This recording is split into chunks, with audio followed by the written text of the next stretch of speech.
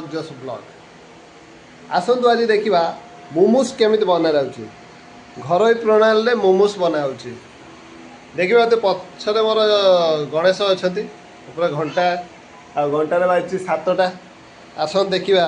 किपर मोमोज तैयारी हो सब घर प्रणाली किसी मैदा किसी नहीं आसबे आ मैदार एमती जमी रुटी जमी करती सेमती से टाइप आप गुड़ा करे छोट छोट जमी पूरी टाइप देखा तो आम गुड़ा होलरेडी रही जाइए यापर आमर बेला बेला है आम पूरी टाइप रोचे किसी पुर दिहब आर बनवाई प्रस्तुत प्रणाली हूँ पाखर अच्छी कोबी पियाज आउे बंधाकोबी फुलकोबी कैप्सिकम अच्छी पूरा रेडी अच्छी आपन चाहिए तार गाजर भी ऐड करें कारण आमर हूँ सरल उपाय या जेहेतु आप देखिपे किपर टाइप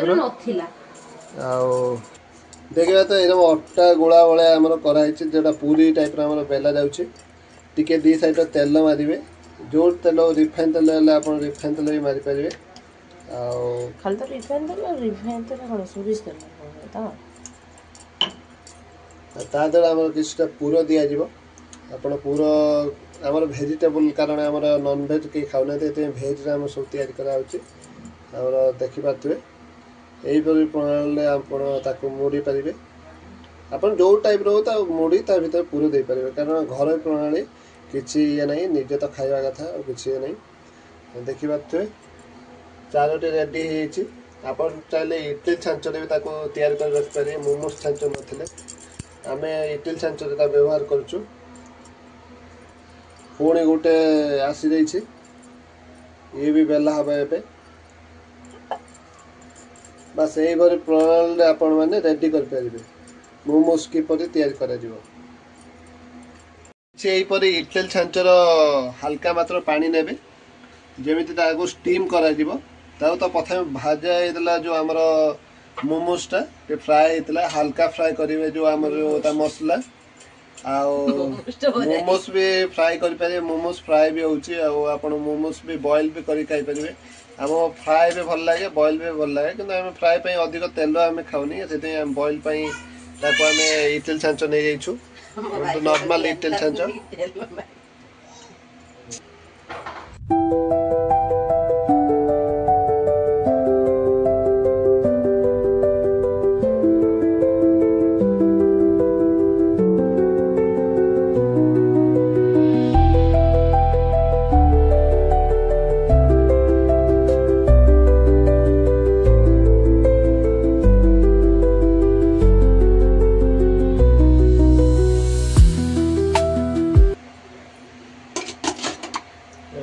मोमोज सब रखाई देखिए सुंदर नजारा मोमोज ढांकी दि गैस लगेदे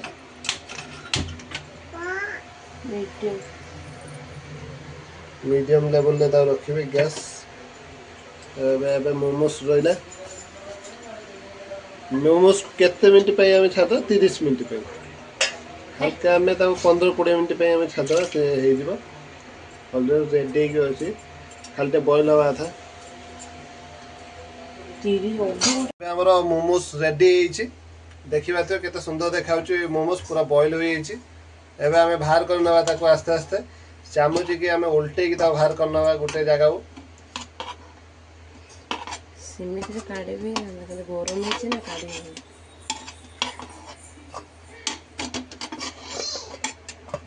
देखो तो सुंदर भाव बाहर मोमोज मोमोज मस्त हो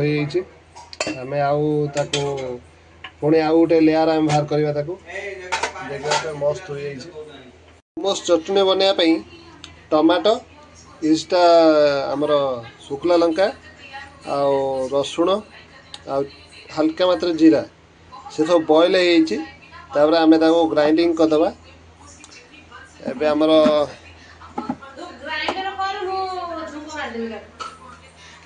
रही जाइए ग्राइंडर में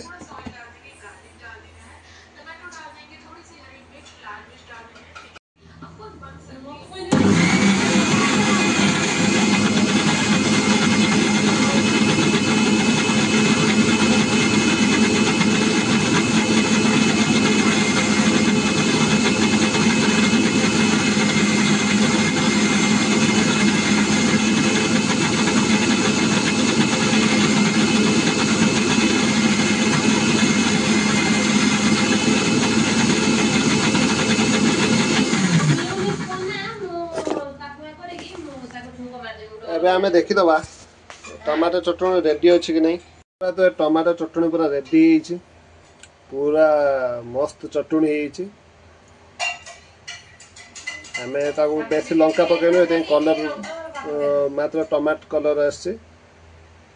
ଆଉ ଦେଖିପାରୁଥିବେ ଆମର ଟମାଟୋ ଚଟଣି ରେଡ଼ି ହେଇଛି। ଏବେ ଆମେ ମିଉନିସ୍ ବନେଇବା।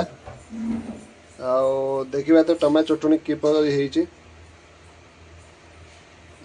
ଆସନ୍ତୁ ଦେଖିବା ମିଉନିସ୍ କେମିତି ବନାଯାଉଛି। ଏବେ ଆମେ କ୍ଷୀର ନେଇଯାଇଛୁ ମିଉନିସ୍ ବନେଇବା ପାଇଁ। ହାଲକା ଆପଣ କ୍ଷୀର ଦେବେ, ବେଶୀ ମିଉନିସ୍ ବି ଭଲ ନୁହେଁ ଦେହ ପାଇଁ, ହାଲକା ହାଲକା ଖାଇବେ।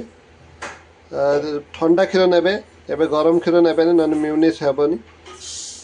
ଦେଖିବେ ତ ଗାଢ଼ା କ୍ଷୀର ଅଛି। ଆଉ ୟା ପରେ ଆମେ ପକେଇବା ତା ଦେହରେ ରିଫାଇନ୍ ତେଲ ଟିକେ କିଛିଟା ପକେଇବା, ଆଉ ଭିନେଗାର ହାଲକା ମାତ୍ର ପକେଇବା। ଆମେ କ୍ଷୀର ନେଇଯାଇଛୁ, ଆଉ ଦେଖିବା ତ ଆମର ଚିନି ଅଳ୍ପ ଆଉ ଟିକେ ହାଲକା ଲୁଣ ଆମେ ତାକୁ ପକେଇଦେବା ତା ଦେହରେ ମିଉନିସ୍ ପାଇଁ।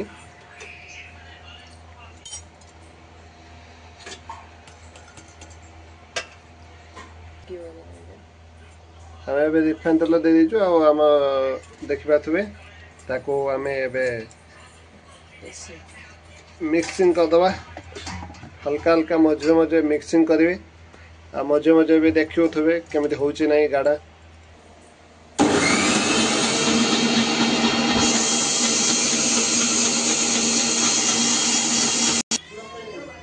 ଏବେ ଆମର ନ୍ୟୁନିସ୍ ଯେଉଁ ସେ ରେଡ଼ି ହେଇଛି, ହାଲକା ମାତ୍ର ନ୍ୟୁନିସ୍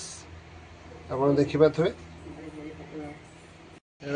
ଏବେ ଆମର ରେଡ଼ି ହେଇଛି ये मोमोस, न्यूनेस और चटनी सुपर।